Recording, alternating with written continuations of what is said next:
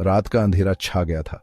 ठंडी हवा चल रही थी, पेड़ों की शाखाएं हिल रही थीं, मानो कोई भूत उन्हें हिला रहा हो। संजय और उसके दोस्त अमित और रिया पुराने किले के पास पहुंचे। किले को लेकर कहानियां मशहूर थीं। लोगों का कहना था कि यहाँ भूत रहते हैं।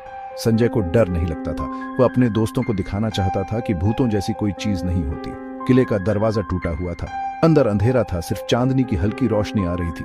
हवा में सीलन की गंध थी। दीवारों पर पुरानी तस्वीरें लगी हुई थीं। तस्वीरों में राजा महाराजाओं के चित्र थे। एक तस्वीर में एक आदमी का चेहरा काला था। उसकी आंखें लाल थीं, मानो वह उन्हें घूर रहा हो। मुझे यहां से जाना है, रिया फुसफुसाई। उसकी आवाज डर से कांप रही थी। डरो मत रिया, अमित ने कहा। ये सिर्फ तस्वीरें हैं।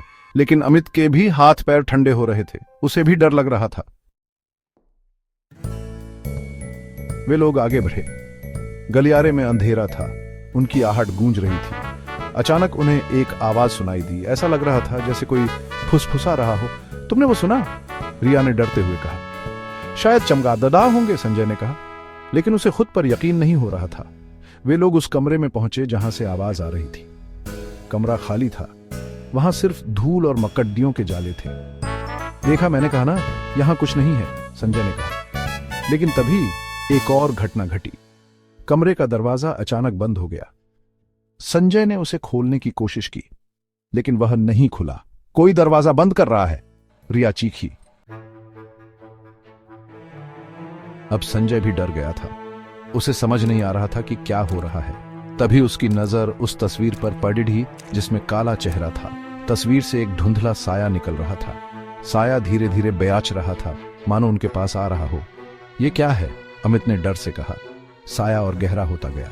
अब वह एक आदमी का रूप ले चुका था। उसका चेहरा काला था और आंखें लाल। वह संजय की तरफ बढ़ा रहा था। भागो, संजय चिल्लाया।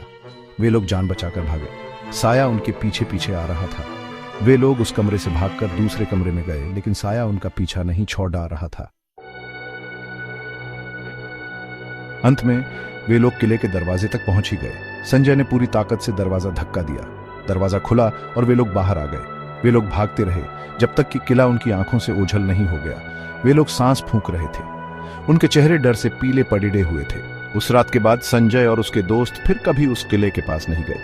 लेकिन उस रात की भयानक यादें उन्हें हमेशा डराती रहीं। काले साये का खौफ उनके जहन में हमेशा के लिए बस गया था।